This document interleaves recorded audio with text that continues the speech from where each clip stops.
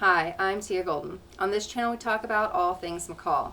Today we're going to do a tour around the town and I'm going to show you all the different A-frames that McCall has.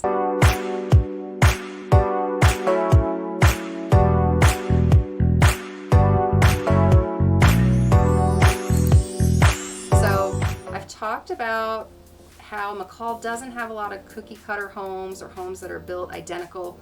We have several different variations of homes. So I just thought it would be interesting to show you the different types of A-frames. An A-frame is a house that has a steep angled roofline that begins at or near the foundation and meets at the top of the shape in the letter A.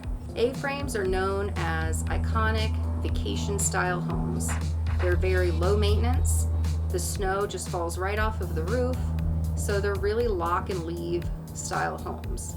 You can build them with covered porches. They even have, some of the homes in McCall even have A-frame style garages. I've found 31 A-frame homes located just in the city of McCall, and there could be more that I've missed. So if you're as obsessed about A-frames as I am, and you really enjoyed this video, don't forget to like the video and subscribe to the channel. In the comments below, I will put a link with all the addresses of the A-frames just in case you want to go around and tour them yourself.